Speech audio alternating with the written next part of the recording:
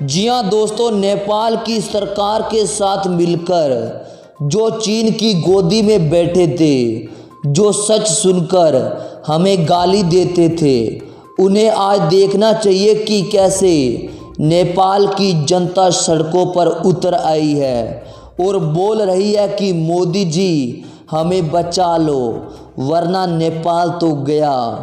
वहीं दोस्तों, ओली वर्मा की कुर्सी खतरे में, उनकी पार्टी दो फाड़ हो चुकी है और आज हम इस खबर में आपको बताएंगे कि कैसे नेपाल और चीन से सतर है, वहाँ की जनता सड़कों पर है और ओली शर्मा की कुर्सी जाने वाली है। तो चलिए दोस्तों शुरू करते हैं। नमस्कार दोस्तों, स्वागत है आपका हमारे YouTube चैनल पर।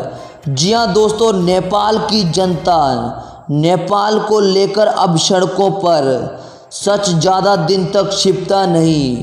चीन ने नेपाल की कई जगहों पर कब्जा करना शुरू कर दिया है।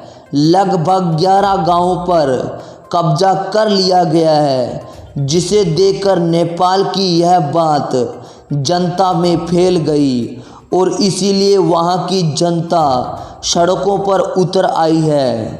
जी हाँ दोस्तों, विपक्षी पार्टी नेपाली कांग्रेस की 3 सांसदों ने प्रधानमंत्री केवी ओली वर्मा को चिट्ठी लिखकर चीन से जमीन लेने की मांग तक कर दी है। सांसदों के मुताबिक चीन ने नेपाल के कई जिलों की 64 हेक्टेयर, जो कि करीबन 158 एकड़ ज़मीन होती है, उस ज़मीन पर कब्जा कर लिया है।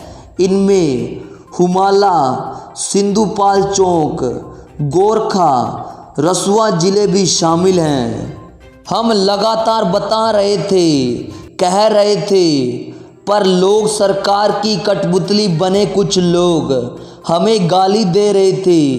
ऐसे में अब सच शुरू हो चुका है आना और अब हमने यह मुद्दा उठाया तो वहाँ की पुलिस और लोग हमें धमकी दे रहे थे। खुद सुनिए उनकी गालियाँ और उनकी भाषा। तूने कुछ 2-4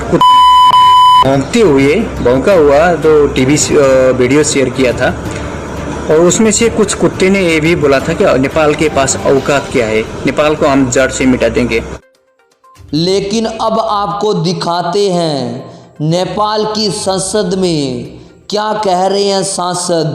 नारीहरूले नेपालको राष्ट्र खतरामा जान्छ।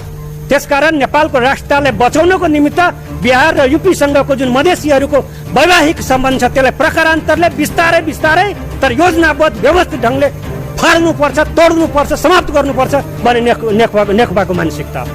के यो रियालिटी हो त सम्माननीय अध्यक्ष महोदय? यो तोडे टुट्ने सम्बन्ध हो। यो कुनै पार्टीले, कम्युनिस्ट पार्टीले। वहीं अब भारतीय सीमा विवाद को लेकर और नागरिकता को लेकर कड़े तवर अपना रहे प्रधानमंत्री केवी शर्मा ओली टूटने की कगार पर पहुंच चुके हैं। नेपाल की सत्ताधारी कम्युनिटी पार्टी के चेयरमैन पुष्कर कमल देहांत प्रचंड ने पीएम ओली को आलोचना के बाद अब उन्हें इस्तीफा देने की मांग कर दी है।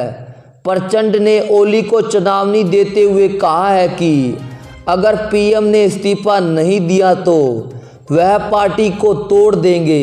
और अब हम देखते हैं कि किस तरह वहां की जनता बाहर से गुहार लगा रही है और अपनी सरकार को कटघरे में खड़ा कर रही है। जी हाँ दोस्तों, प्रदीप राज पांडे जो कहते हैं कि भारत के साथ संबंध खराब कर नेपाल ने बहुत बड़ी गलती कर दी है।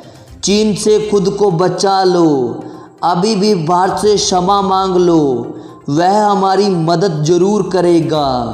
प्रभात कहते हैं कि हमारी सरकार मौन है क्योंकि वह चीन से डरकर चुप है, पर भारत सरकार हमारी सहायता करे तो हमारे ऊपर हो रहे कब्जे से बचा लेगी, वरना वो दिन दूर नहीं जिस दिन नेपाल चीन का हो जाएगा। और वहीं रवि कहते हैं कि अगर भारत ने मदद नहीं की तो नेपाल 2 साल के भीतर चीन का गुलाम हो जाएगा। नेपाल की जनता पूरी तरह से पीड़ित हो जाएगी। हमारे नेपाल में महंगाई बढ़ जाएगी। नेपाली भाइयों, इस बात को समझो। जी हाँ दोस्तों, वहीं कमिटिका कुड़िहाल कहती हैं कि चीन ने कहा कि वो हमारे साथ है, पर उसने धोखा दिया। धीरे धीरे वो हमारी सीमा में घुस रहा है और हमारी सरकार चुप बैठी है। कुछ तो करो वरना सब कुछ खत्म हो जाएगा। वाकई में दोस्तों, सब कुछ खत्म हो जाएगा। लोगों ने यह तक कह दिया कि नेपाल का नामो निशान चीन मिटा देगा अगर ऐसा चलता रहा। इसीलिए भारत मदद करो। इसीलिए हमारे YouTube चैनल को सब्सक्राइब कर बास के बेल आइकन को प्रेस कर लें, क्योंकि हम लोग तो मुद्दे की बात ज़रूर करेंगे।